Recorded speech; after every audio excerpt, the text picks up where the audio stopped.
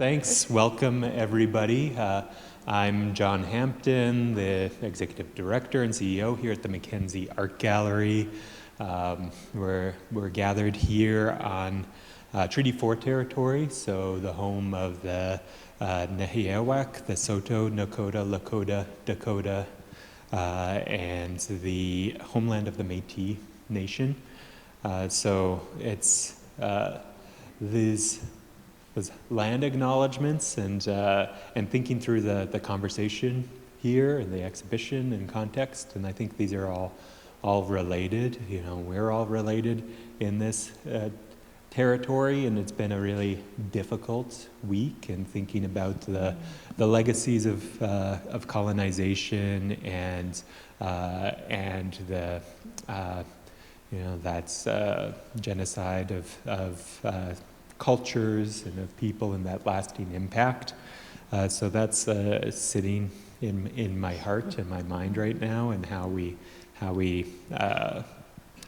talk about and understand those stories and try to get a grasp on those larger narratives. So we're not going to do all of that here. That's too much. But but I'm glad you mentioned it. Yeah. So it's going to be a bit of a casual conversation, just me and Nell here chit-chatting, and you could tell watch. But we will open it up to the audience, so if you've got some questions, write it down in your notepad or on your apps. And before we start, I want to just gratefully acknowledge the Mackenzie Art Gallery Operating Endowment Fund from the South Saskatchewan Community Foundation, the Canada Council for the Arts, Sask Arts, Sask Lotteries through Sask Culture, and the City of Regina for their ongoing support of the Mackenzie and programming like this. And I want to welcome our guest here, formerly Nell Irvin Painter, the historian, then Nell Painter, the artist, and now the artist historian. So author of Olden Art School, Sojourner Truth, Life a Symbol, and the New York Times bestseller, The History of White People. I don't know how many people can say they have a New York Times bestseller that's in whiteness studies. I feel like there's one. And we have her here. So her work's been a huge inspiration for the exhibition, Conceptions of White, upstairs. She's also a participating artist in the exhibition, which will be touring after this to Art Museum at University of Toronto, then to the Vancouver Art Gallery. She's Madame Chairman of MacDowell, Professor Emeritus in American History at Princeton, and it's just such a tremendous honor to have you here. So I just want to welcome you here. Thank you. Thank you.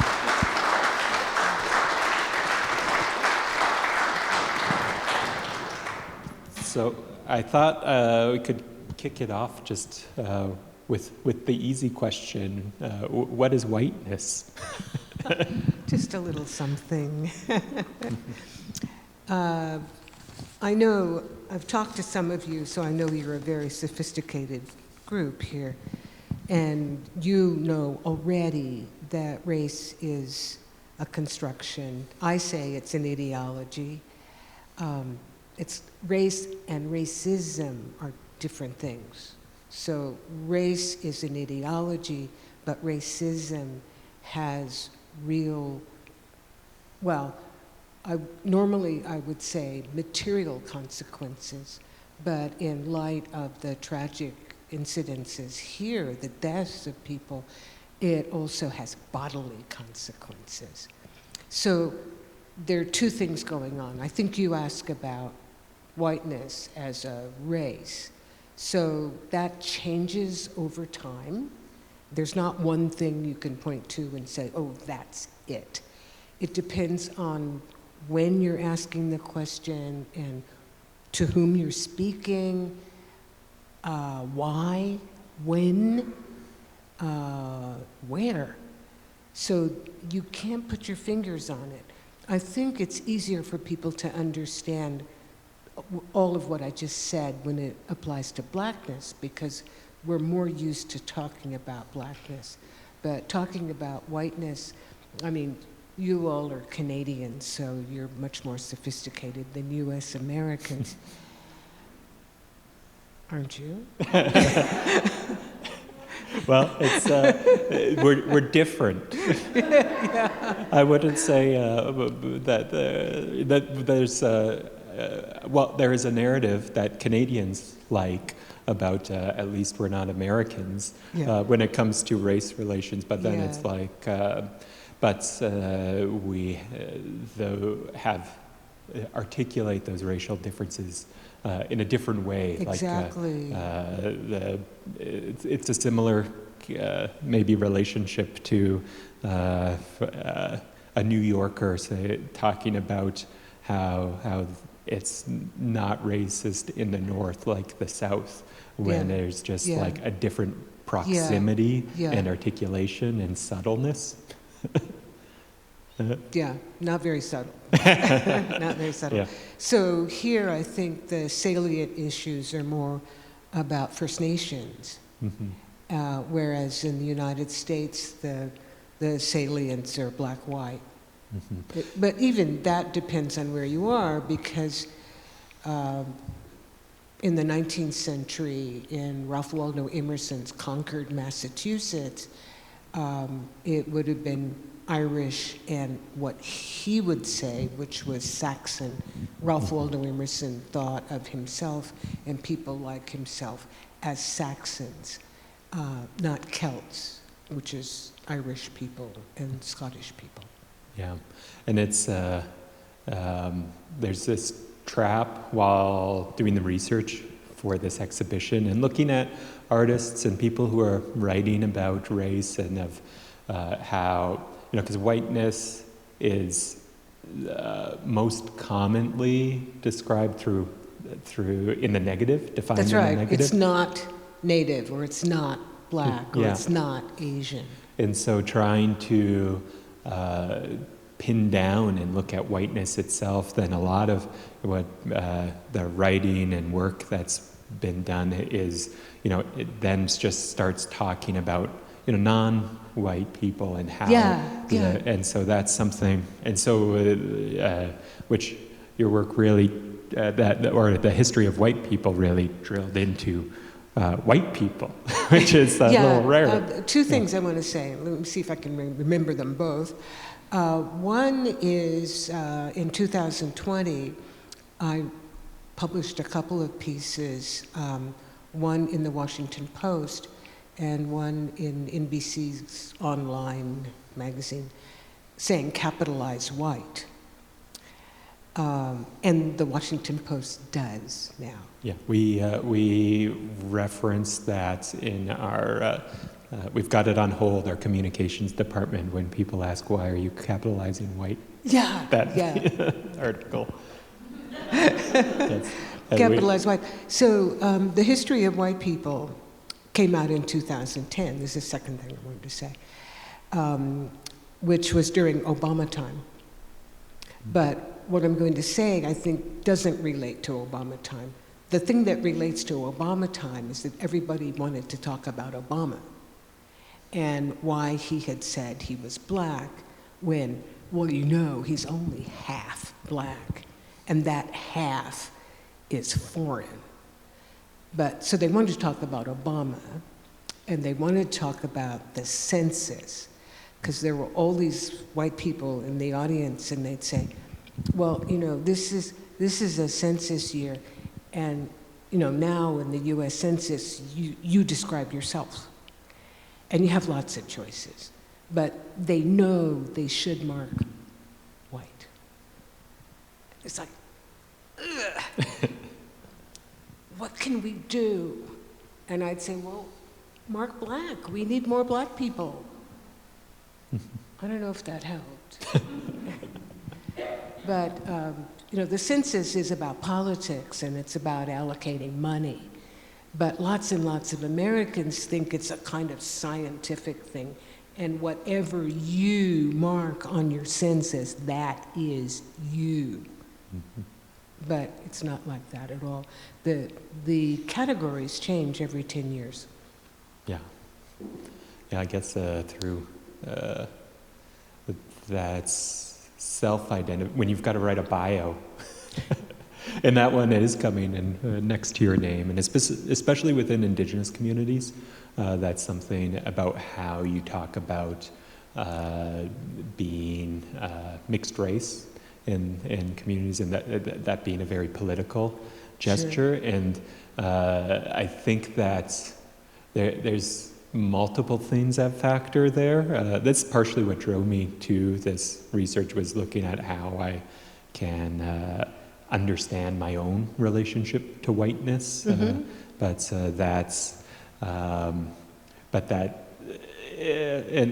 think that exists for people who would have, there would be no other category that they might check off to. It's because there's that, it's almost, it's a dirty word to say white people. It's... Well, it depends on who you talk to. Yeah, that it's for white people to say white people or I am white. There's that's hard for a lot of people. Yeah, I understand that. And when I published The History of White People in 2010, I didn't talk a whole hell of a lot about white nationalism. I did talk about white nationalism, and I talked about eugenics. And actually, eugenics in the United States, it's true that it was aimed at non-white people, but the main targets of eugenics in the United States were people who we would think of as white. Mm-hmm. They were poor Southern people, mm-hmm. or vagabonds, or people who lived out in the country in upstate New York. That kind of people. But the idea that when you talk about white, you automatically talk about white nationalism, I didn't want to do that. Mm-hmm. So I wanted to talk about what various scholars, really respectable people, had to say about whiteness. So that's mainly. But what's happened since the Trump era is that when you talk about American politics, you can't talk about white people anymore without this creeping infusion of white nationalism. So if I were to write that book again, which I'm not going to, I would have to deal much more seriously in the 21st century with white nationalism as a lot of white identity in a way that I didn't have to earlier in this century. Yeah, and I guess that must come wax and wane as well, that the level of influence or control that white nationalist movements have over white identity. Because I feel like there's two things at play, probably 100 things at play, but two dominant things at play of that. One, the whiteness as neutral, of as default, so you don't need to name it, you don't have to think about it. And then there's the second part of it where it is named, is usually within those white nationalists. Like that identification, and it's pointed out, is so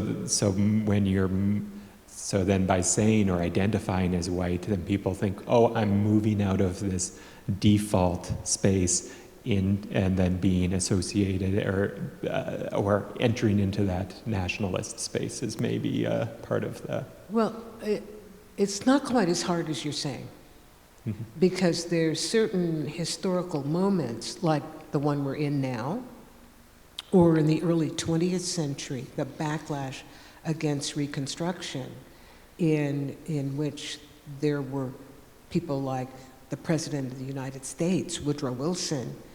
When white Southerners were in power, in the federal level, they could influence federal policy as well as state policy and protect whiteness through laws that mandated segregation and the exclusion of non-white people from the public sphere. So historically, you can see it at various moments when white gets marked and protected or advanced. And very often, it goes along with proclamations of patriotism and Christianity, Protestant Christianity. And also very hard on loose women. Yeah, that's when you were talking about that, the eugenics movement targeting the Southern whites as well. That's the main target of up in Deanna Bowen's piece, it's got that, the T.C. Douglas master's thesis on the subnormal family, which was inspired by his, when he came to Saskatchewan and looking at poor rural families. And what the technical terms that he uses ranged from the mentally incapacitated to the high-grade moron was the direct quote. That's the first question. I feel like maybe we can move into settle in. I'm curious about, so in your book you really map that, the movement and evolution of whiteness and the way that race was looked at, pre-17th, 18th century, of it not being really a present topic, but there being still a different articulation of otherness.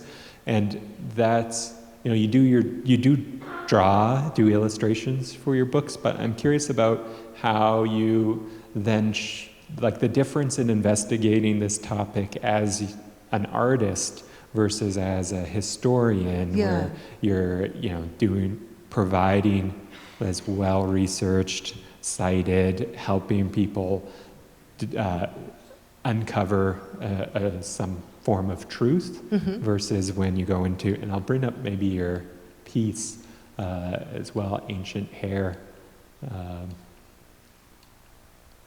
here. I have to say that Apollo Belvedere with the hair, can you go back to him and, look at his hair. It's popping around a little bit on me. There we go. I just got to hold it out like this. So he has this, it's a very cunning hairdo. It is a hairdo. And when I was in art school at the Rhode Island School of Design, I actually made 2 pieces, a diptych. And one side had Apollo and his hair, and the other side had Michael Jackson and his hair. And the two of them talk to each other, and they ask each other, who does your hair? So he was actually kind of where I started with this piece. And then the next step was seeing the white nationalist in the US using his image and other images from antiquity to talk about the permanence of white genius and white superiority. And so my piece, which you can go to now, has, has several people who talked about the ancients as their white ancestors. And so down on the far right are the white nationalists today, but then there are people like the Museum of Fine Arts in Boston, which has 2 murals by John Singer Sargent from the 20s. And one is Apollo, and so Apollo and the Muses, they're all really, really white blondes. And then the other is the horses that are pulling all the chariots, and the horses are blondes. This is 1925. And then over more, in there, toward the top where it says ancient hair, that is, oh dear. Oh, there we go. No, that's Winkelmann up there. Yeah. So that's who I was looking at. And I don't know if you can get to Goethe.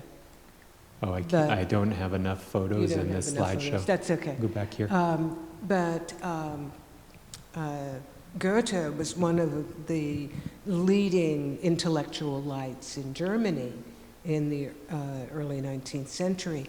And he was one of crowds of educated Germans who believed that the ancient Greeks were either the literal biological ancestors of Germans or the cultural ancestors of Germans. Various people thought differently about how biological it was, but they all agreed that the ancient Greeks were the most beautiful people in the world ever.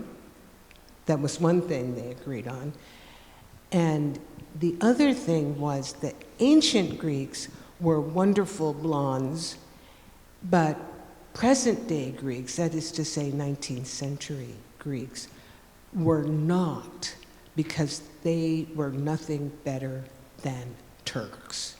So the line of ancestry from Greece to Germany went from ancient Greeks to Germans, not current day, that is 19th century Greeks. Mm-hmm. That was really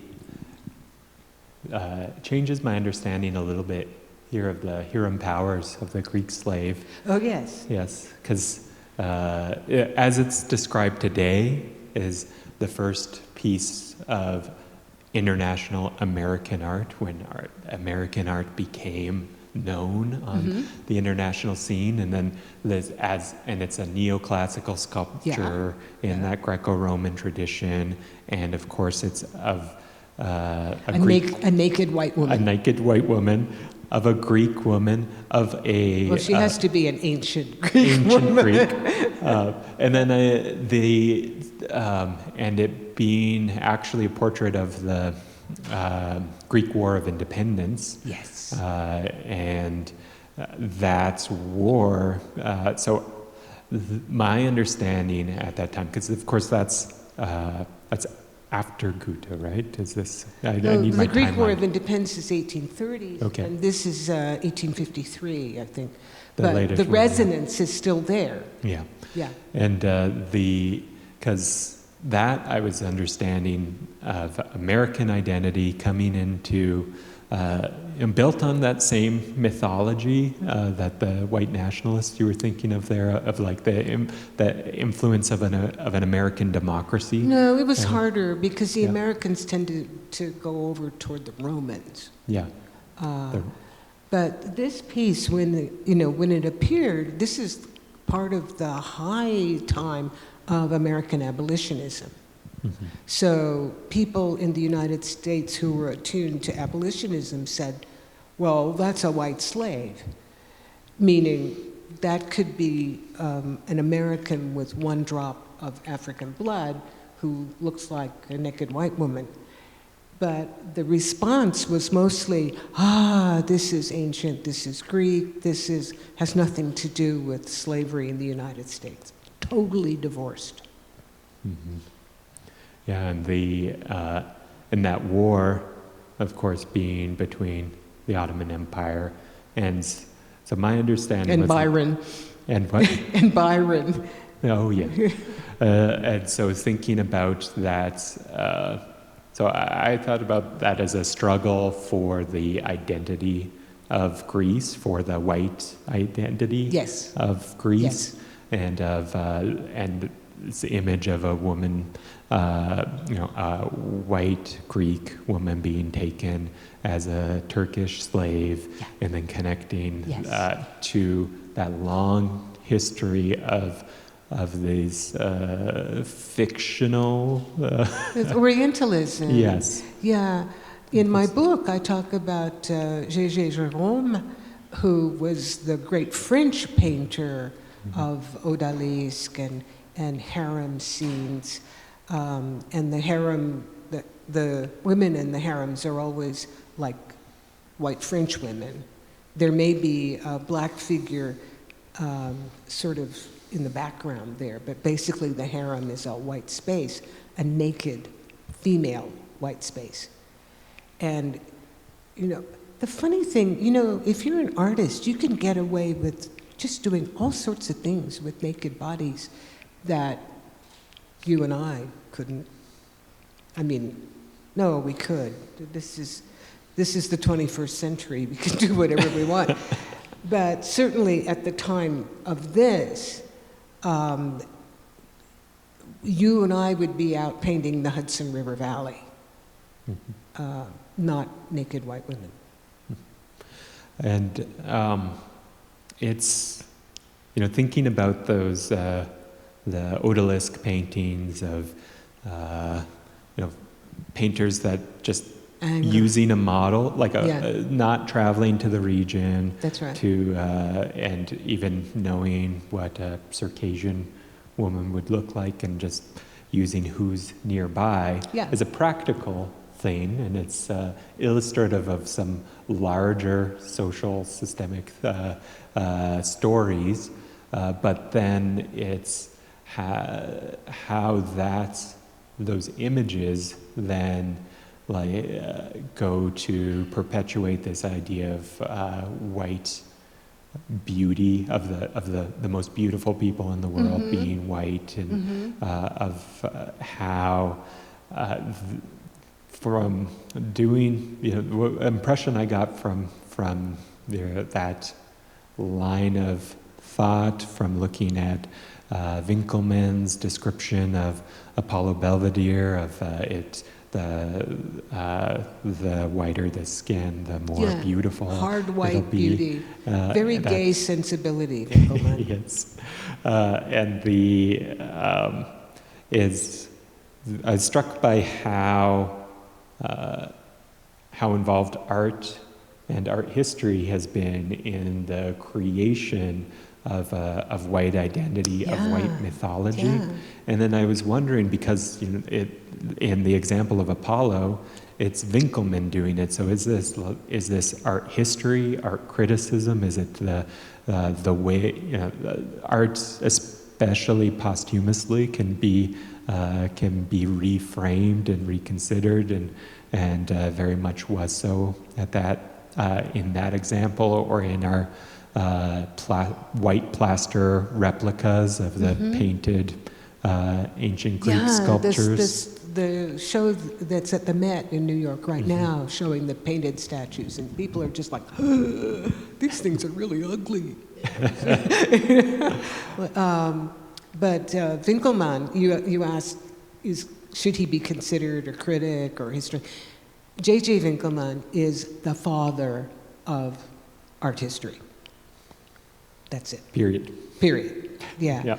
And he happened to prefer hard, white, male bodies. And it's had a lasting impact. Yes. That's, the exhibition opens with the Robert Morris portal, and that's sensibility of whiteness, of artists and art historians and the elite having orchestrated an aesthetic sensibility of what's become the White Cube Gallery now. I see a through line in that from Winckelmann's description of whiteness there, and to the entering any gallery in Chelsea and seeing the pristine white walls there, and so something that I've wrestled with there is, how much of a role did artists then play in the creation of white identity? And I guess artists maybe play a role, artists, not only visual artists, but play a role in any cultural identity creation, right? That's how we express ourselves. I don't think we should hang this on artists, because there are trillions of artists who make trillions of different kinds of work. It's more a question of the curation, the marketing, the collecting, the selling, the money, and the infrastructure, the intellectual infrastructure that says this is the good stuff, this is the valuable stuff. And right now, I think we're in a really exciting time when museums are being asked and asking themselves the exact same questions you're talking about. What about who gets collected? What about within what gets collected, what gets exhibited, and what just gets put into storage? What's in the wall text? I remember one time in Toronto, in the art gallery, I won't remember the name of it, but you know, the famous Group of Seven. And so the wall plaque, instead of saying this was Lauren or something, you know, somebody like that, it was not just the name of the artist and the name of the painting and the date and the size. It said the Group of Seven painted landscapes as if there were no people there. And these spaces were spaces where there were people, and there are people, native people, who get disappeared. Now, I'm sure there's lots and lots of contemporaneous art of the 20th century that had people in it and that had native people in it that didn't get collected, that didn't get shown, that didn't get exhibited. Let me take you just one other place here. A couple of years ago, a big book came out called American Dirt. This was a big story in sort of the cultural realm in the eastern United States. It was about a family of migrants from Central or Latin America or Mexico trying to get to the United States and all the terrible things that happened to them. So it's called American Dirt. It's an immigrant story. The author was a white woman. And there was a big brouhaha that mostly got phrased as, why is a white woman writing this story? That is not the question. Anybody can write anything. The question, and this goes back to what you're just saying, is what about the publisher? This book got a massive budget for publicity and marketing. The author was toured around. She got big New York City dinners. They even had centerpieces that had barbed wire around. You know, so it was the marketing that made that into a big book. The kind of marketing that of an author who was black or brown couldn't get because of the way the economic structures work around, in this case, publishing, but also in terms of art.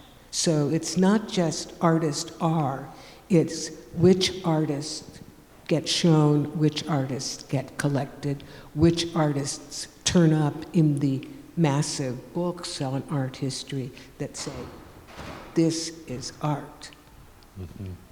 And it's, in that example of Apollo, it's 1511's a long time when it's got, you know, returned to or came to the Vatican, right? And that's, and then... And the Vatican has vast cultural sums. Yes. And so that's framing or the creation of art history and that idea of a linear story to art then had. Of course, there's lots of people writing and thinking things around that time, but that's I guess it was a combination of people, of artists and writers being influenced by their time, but also there being a political or economic advantage to the creation of a category for the unification of multiple European originated peoples to differentiate themselves from indigenous and black folks, particularly in North America. Yeah, and you mentioned the question of beauty. So my book, The History of White People, is intellectual history. So I read a lot of intellectuals talking about how they think about or define white, or the various white races, because until the middle of the 20th century, the idea of just one white race was not the hegemonic one.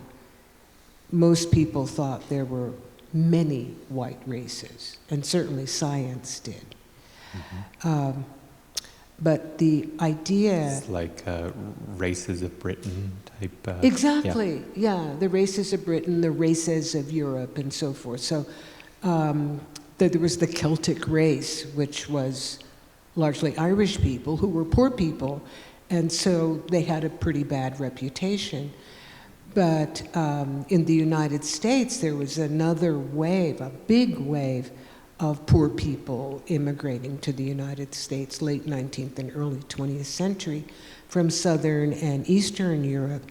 And so by that time, this is getting to be a long story, I'm sorry. By that time, the poor Irish of the famine of the 1850s had taken advantage of their whiteness so that adult men could vote. And in places like Philadelphia and Boston and New York, those voters got jobs. And the idea, the stereotype of the Irish policeman is right there. And so the stereotyped Irish policeman has a steady job. His daughter becomes a school teacher, which was also an Irish vocation for young women. And by 2 generations, when the new migrants or immigrants come, they're making it into the middle class because they have access to steady jobs, patronage jobs. And the other immigrants are starting at the bottom, and they get racialized. They also get IQ tested. And as new people, they measured. Yeah. No, the head measuring's a little earlier. Okay. Yeah. So all this is, and the Irish get bumped into a newly created category called Nordic. Nordic is a category that dates back to the First World War, when Teutonic, which had been a really good category to be in, the First World War kind of did that in. So there was a new category of northwestern Europeans, which included the Irish people. Mm-hmm. So they got advanced. Elevated, yes. Yeah. In that the history of migration to the United States, mm-hmm. of the I guess the stereotype of the paddy, of Irish indentured laborer. Mm-hmm. It's a lot of. It's strange to me how much of the history of white identity seems tied up with this idea of white slavery, of this in the odalisque, of the articulated in that the Greek slave sort mm-hmm. of being the American perseverance and spirit, but the thing that's in looking at that history, in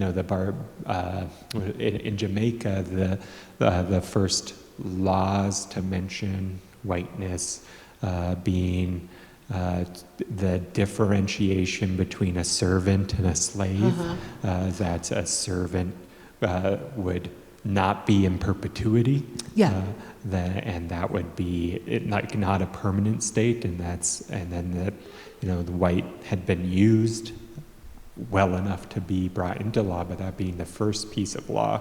And as I try to talk about that history sometimes in the tours, I try to be a little bit careful, because I've also heard the criticisms, or how the image of the white slave, and particularly the experience of Irish folks before they were brought into whiteness, about that's used, is popular in white nationalist circles. Yes. To we were slaves too. Yes. And so let me correct you. Okay. There was never a question about Irish people being white. They were white, but they were of an inferior white race. They belonged to the Celtic race. They were not Saxons. So in the middle of the 19th century, they are racialized as Celts, but adult men could vote at a time when voting was limited after the 1830s to white men. So there it is in the Jacksonian era, when wealthy black men were disfranchised and poor white men were enfranchised as white. Yeah, this is 14 years after the Declaration of Independence? Not quite. It's like 1828, 1830. Oh, okay. Not in the I mean, it's a state-by-state basis. Oh, okay. Yeah. Interesting. That's I'm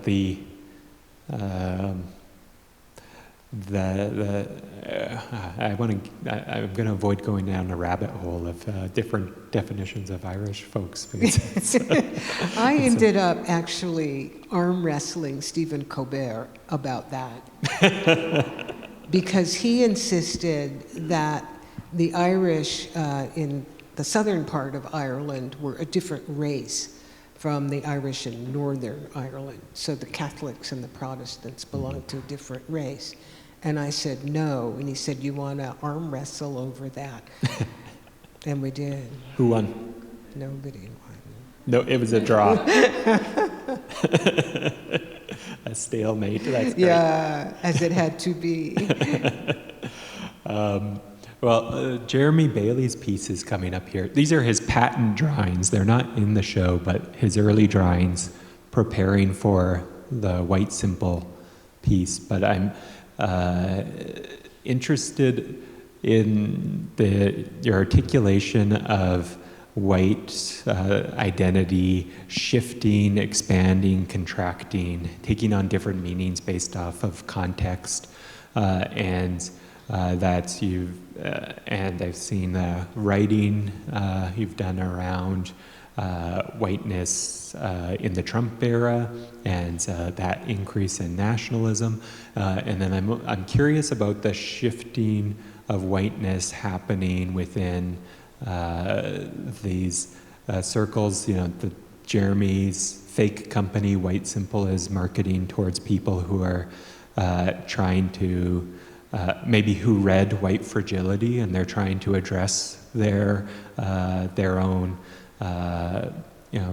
white privilege and to acknowledge it, and they're saying, well, what's that? What's the solution? So here's when you're the problem, we're the solution. Trying to market an answer to that question of understanding the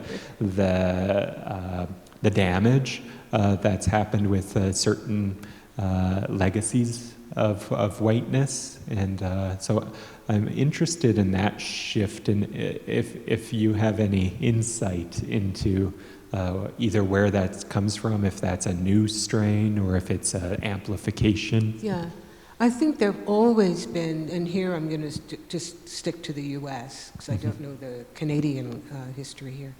There have always been some white people who understood.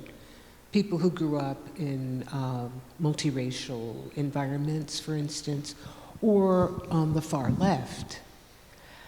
But the great masses of white Americans wouldn't claim they wouldn't claim a racial identity. They would claim being individuals. So when people say Americans are individualists, no. Black Americans, for instance, by and large, aren't, because by and large, we tend to think of ourselves as belonging to a community of other black people. There are black people who are individualists. I don't mean to say that this doesn't ever happen, but not to the extent that white Americans feel themselves as individuals. So to say, as the 21st century has, and especially as the period since 2020, to say that there's, well, since Trump, basically, that it's meaningful to be white. That's a new thing for lots and lots, for millions of Americans. But I have seen a shift since 2020, and probably since Trump. Trump really changed, because with Trump, so many millions of Americans realized, oh my God, that's me? Because he was so clearly a white figure and proud of it. So it started with Trump, and it really got going in 2020 with the uprising and the George Floyd uprising with his murder. So Ibrahim Khadi actually is a much bigger selling author than I ever will be. You know, and the people who write books about how to be an anti-racist do much better. Mine is really an intellectual history, so only people who are very serious do that. I mean, read it. So there is an industry of becoming an anti-racist or waking up. You know, the French have a word, wokeism. It's a thing. And in France, it's a bad thing. I don't think it's always a bad thing in North America. Mm-hmm. But white identity changed with Trump, and it's continuing to change. Mm-hmm.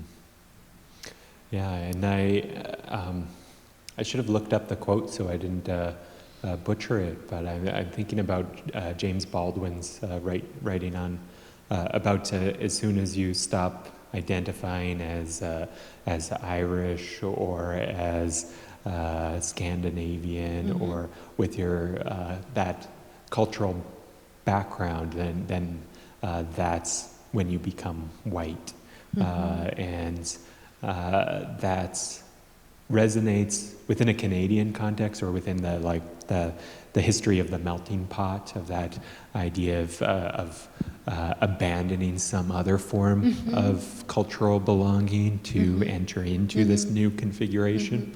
Mm-hmm. So I wonder what's, I think maybe the first time I talked to you on the phone, I asked about what's the future of whiteness. I'm asking you to predict the future now, but sure. what's that path outwards? Because when I read that from James Baldwin, the natural thought is, oh well, to fracture or to return or have to find these other cultural groupings, but then also those that there's in a lot of instances that there's too much disconnection, that there's would require some new form of invention or community building, but whether there needs to be something out there, or for those folks that's like this man up there who's doesn't like what whiteness, white America is, and so want to change it, then I guess maybe the positive sense is that it will change because it's always changing. Things are but- always changing, and people ask me that all the time, and I do have an answer. People say, will we ever get rid of race and racism? And I say, well, we've made a lot of progress. So the laws came down at the end of the 20th century that really protected whiteness. And then with the fall of the laws and the desegregation, we're not an integrated society, but we're desegregating. There's been remarkable economic mobility and even spatial mobility. So people moving out of cities and into the suburbs, and suburbs that are no longer lily white or as lily white as they were. So, once you have black beauty queens and a black president and black people running big corporations, it doesn't happen very much, but it happens more than it had, then things are loosening up. Race is losing its hold. The big change came when race lost its legal protection. Yeah. So what comes next?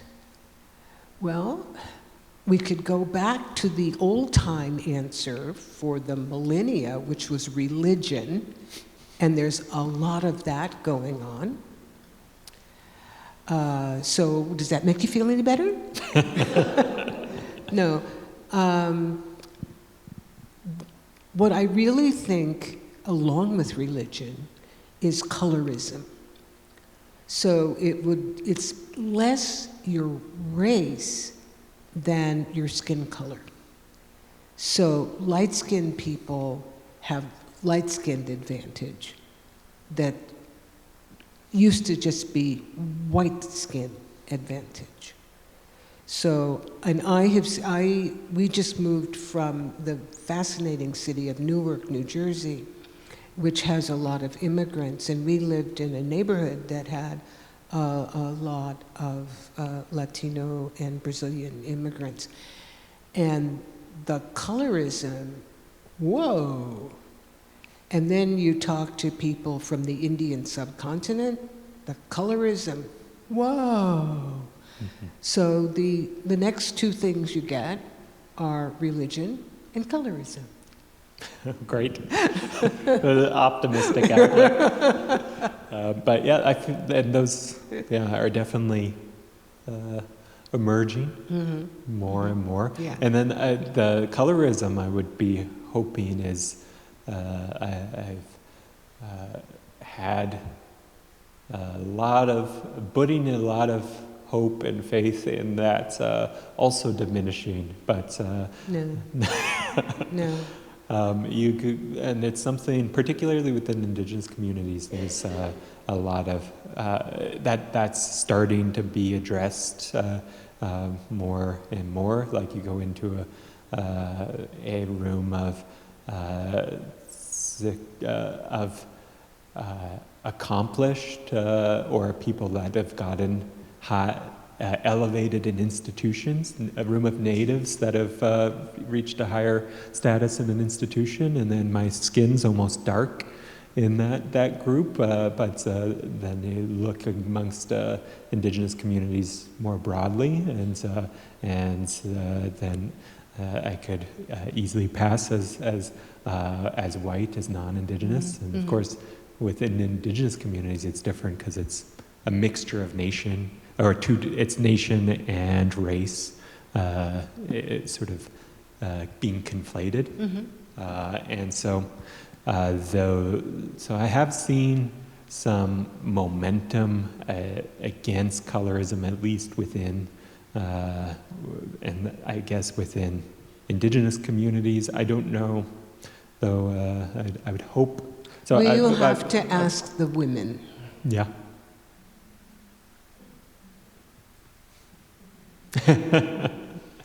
Yeah, and that's so I was hoping for a more hopeful conclusion. But maybe we can start looking at the audience for other questions and viewpoints and things that people wanted to talk about or hear from Nell. It's very bright up there. So. Can we get a little bit of light? On the audience, if Yeah. we can get the house lights up a little bit.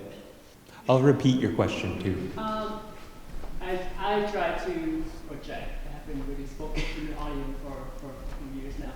But I'm just curious to know, what your thoughts on the idea of whiteness on a more global scale, especially within kind of like globalism and like internationalism, because I think there are like also conversation, particularly like you were like hinting to the idea of like separation along colors, along religions, and now we also see kind of like separations or like differences between access to resources, right? Like often this conversation about the global south and the global north, or like the west and the east, where resources are extracted and kind of like where resources are consumed, or where things are produced, where things are purchased. So I'm just curious about your thought on how whiteness also fit into that matrix.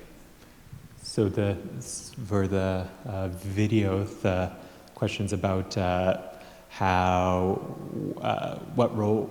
whiteness works within a globalist context in terms of resource extraction and distribution. Yeah.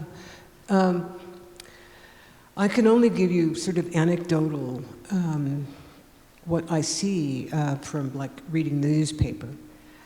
And that is that the poor people and who work outside tend to be darker skinned, no matter how they came out of the womb. Just being outside, they get darker.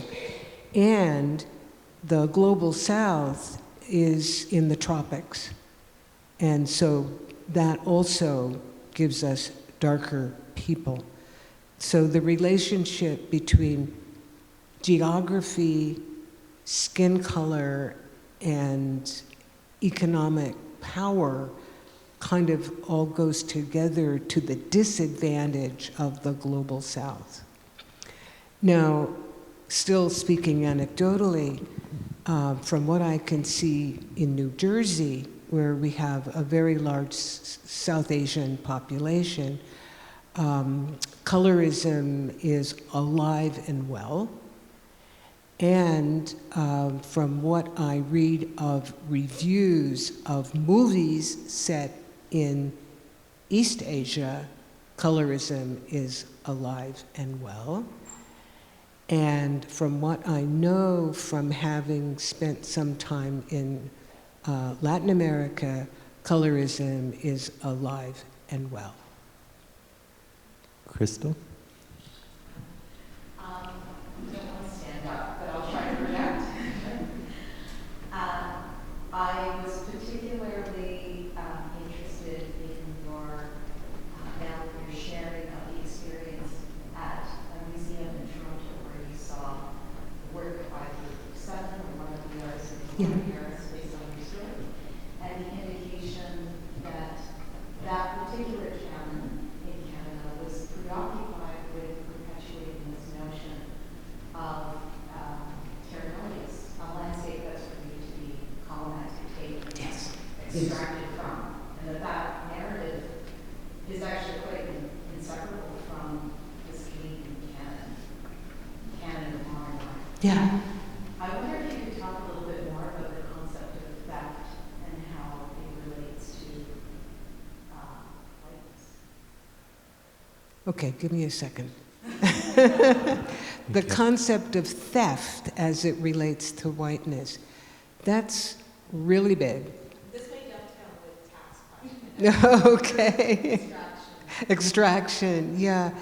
But in terms of the Group of 7, and to a similar extent for the Hudson River School, the the idea of an empty landscape or a landscape into which white colonists or pioneers are entering into to civilize. Yes, definitely, that is theft of other people's lands. But my first thought was about American music, in which the theft of vernaculars, notably black vernaculars, into the music industry took place. And that makes me think of something that's fraught at the moment, and that is cultural appropriation. I have thought about that some, and I am not one to scream about cultural appropriation. So, for instance, if a white person wants to braid their hair, this does not bother me. What would bother me is if a white person looked at a magazine which profiled a non-white beautician's own creative styles and then stole the styles. So the key concept for me is, can you copyright it? If you can copyright it and somebody else steals it, that is not cultural appropriation, that is theft.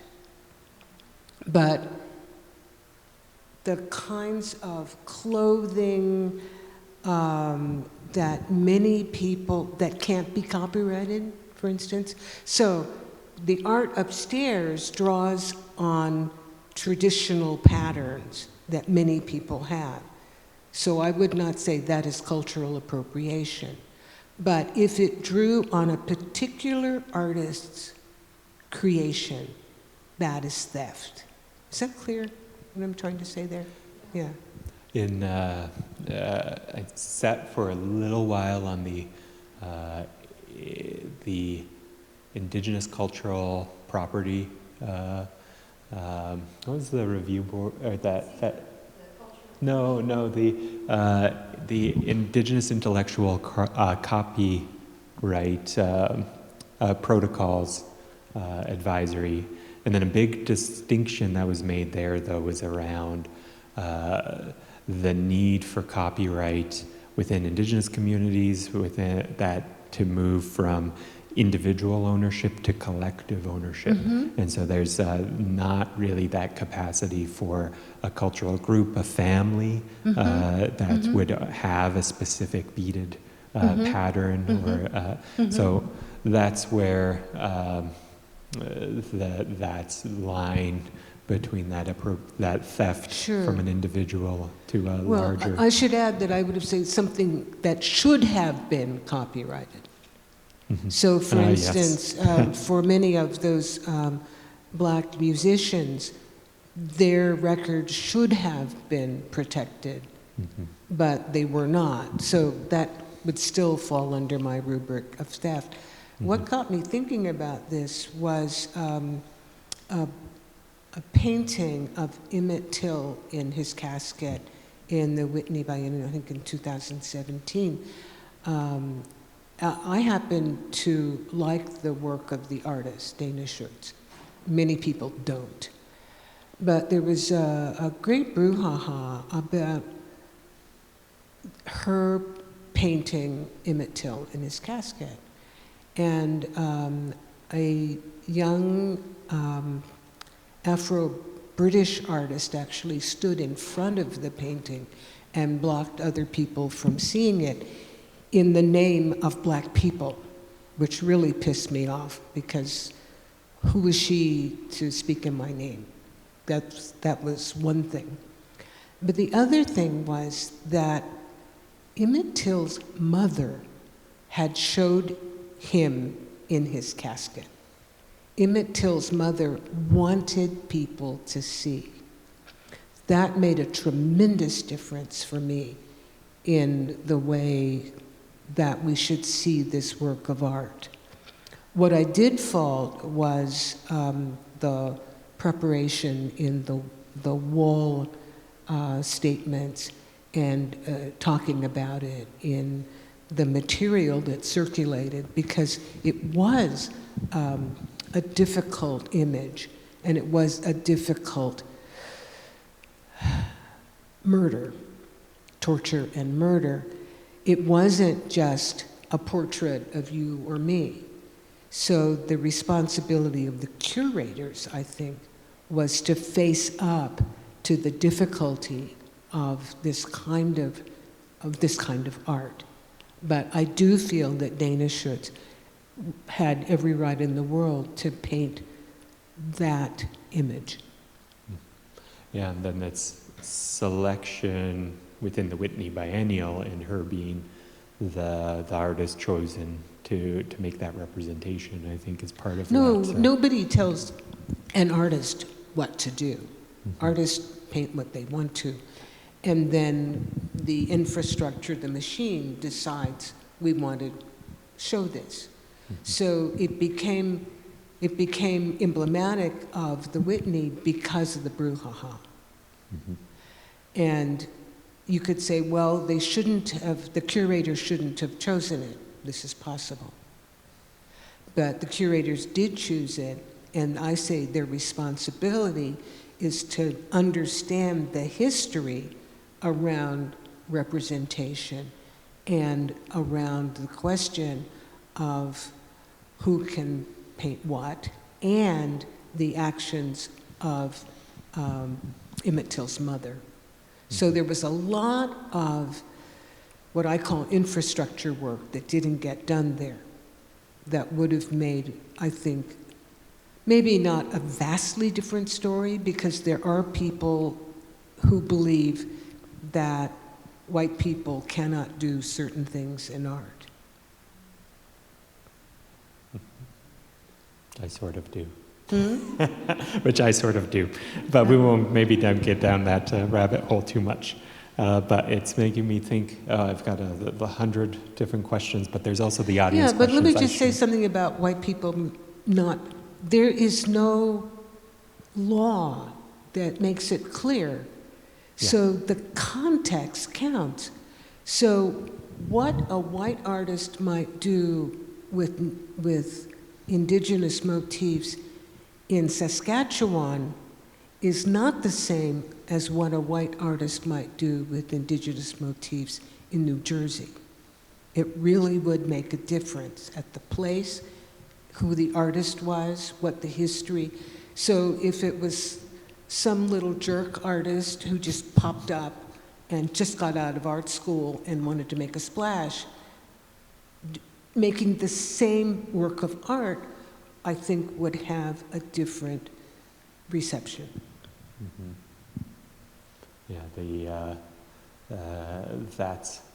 Yeah, I strongly believe that all of that context of around the artwork is part of the content Mm-hmm. of the work as well, who's making it, and maybe that it doesn't mean that artists can't make certain types of work, but that brings very different readings or meanings into And that. this is the American Dirt issue again. Mm-hmm. How many black artists were in the show? Well, there were important black artists in the show. And because of the controversy, they didn't get as much attention. But the history of black artists in the Whitney Biennial is much shorter than the history of non-black artists in the Whitney Biennial. And so that's what I mean about the infrastructure, the curation, and the role of institutions in breaking down patterns of exclusion. What I called, when I talked about the book, the marketing and the publicity side of it. You know, what does the institution, what did the publishers do? What did the museums do? What is the history of the museums vis-a-vis white artists, vis-a-vis non-white artists? This is all part of the mix. Right here. David, yeah. Yeah. So when I first started studying art history 4 years ago, my textbook was the Dave Jansen book, and it was a celebration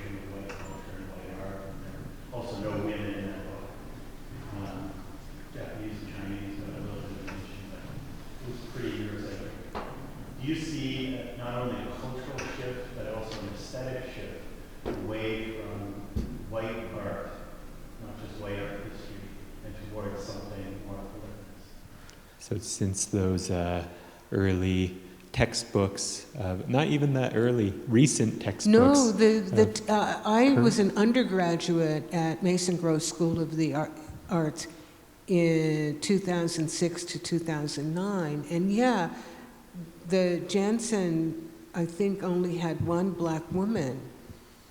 So, that's kind of yesterday. So it's taken a while. But your question is about art history and maybe scholastic art history or art history that we learn in institutions of higher learning. That is an ongoing, I hope it's ongoing, but certainly got a very late start. So when I was studying art history at Mason Gross, this would have been like 2009, you would go all the way through the textbooks until like the 1990s, and then you would have one chapter on non-white artists that might be the same chapter as deconstruction. And that was it. The market has changed so that there's really a market for non-white artists right now. And so the art history will follow the market. The art history does not lead the market. I got in trouble at the Rhode Island School of Design because I didn't believe that art has standards like history, for instance.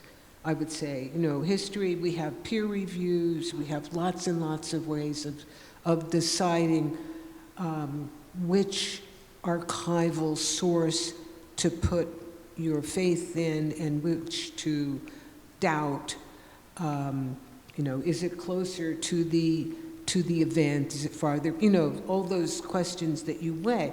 I would say, history, I wouldn't use the word scientific, that's kind of heavy, but that there were built-in processes for deciding what's good and what's not good. They change over time. Yes, they are also biased in a white supremacist society, but they exist. Whereas in art, and here's where I got into trouble, it was the market. Especially American art. It's a little, we follow the market, the international art world following the market influences Canadian art, and then we've got our, the market plays a slightly reduced role here up in Canada, but maybe David's also got a different answer but I agree that there's where the peer review comes into play a little bit more, but it's still not quite the same as academia, I don't think. I feel like there's a lot of thoughts happening from the art profs and the audience. Yeah, but in the last few years, especially since George Floyd, the gateway institutions, I think, have been asking or have been pushed to ask and to query and to investigate themselves. So my sense is that certainly the museums, I won't speak for art history textbooks, but certainly the museums are much more open than they were when I went to art school in 2006. I mean, that's a pretty short history. But I remember getting a book by an artist, Buford Delaney. Do any of you know Buford Delaney? Put your hand up if you know Buford Delaney. No, nobody knows Buford Delaney. Any of you know James Baldwin? Yeah, okay. So Buford Delaney was a close friend of James Baldwin. And he actually lived with James Baldwin in Saint-Jean-de-Vence, where Baldwin died. And Delaney, I think, didn't die there, but he had been there for a lot.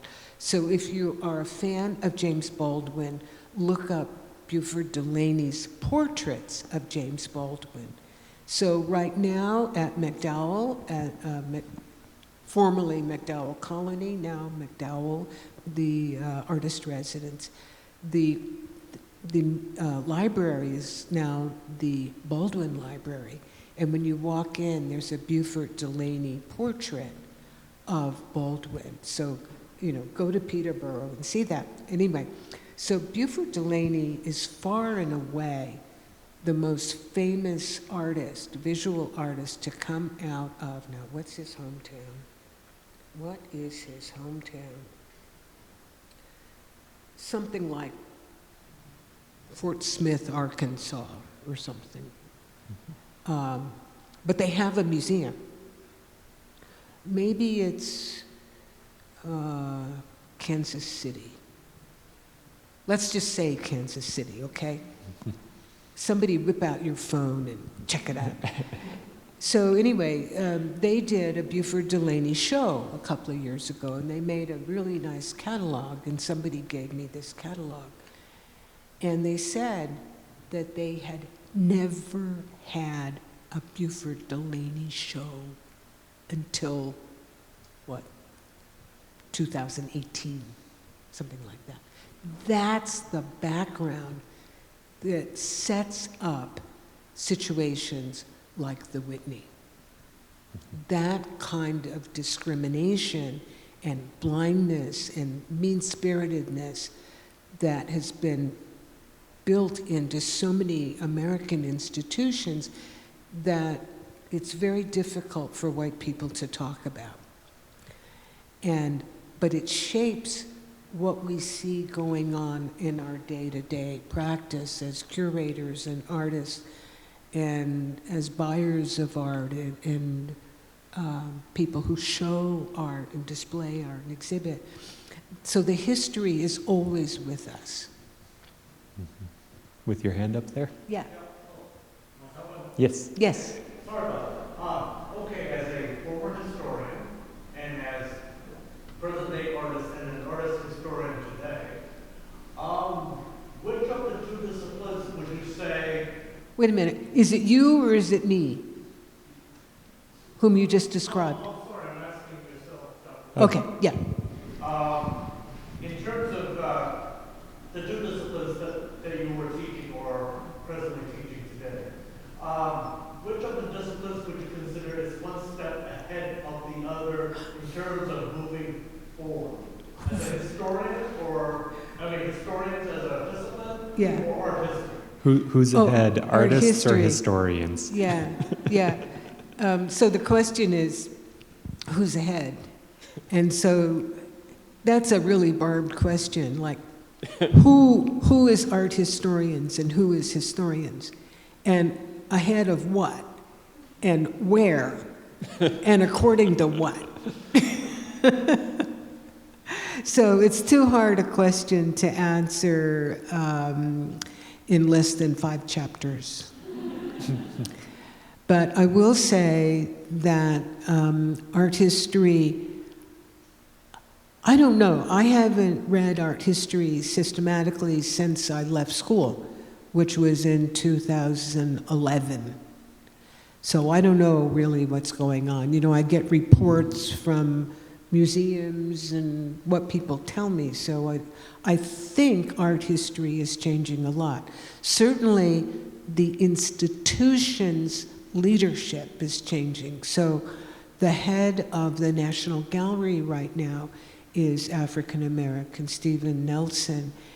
And so for the first time, their very prestigious lecture series has included Black artists. So, you know, it's that kind of thing, but that's anecdotal. But I'll cross my fingers about it. Also, history has changed a great deal. So I got my history Ph.D. from Harvard in 1974. And at that time, I did get a job as an American historian. My first job was at the University of Pennsylvania. But I really wanted to go back to my alma mater, which was the University of California, Berkeley. And they wouldn't even consider me for an American history program position because I had written my dissertation on a migration of Southerners, and the Southerners were black. They said, well, that's black history, it's not American history. And I think that people in history departments no longer make that distinction. But I have not been teaching American history basically in the 21st century. Okay, last Yes. question here. If I may ask something a bit about your life and something personal, what was the motivation for you in your early years to get into this field? Let's see. Well, first of all, I want you to read my memoir, Old in Art School, which answers those questions.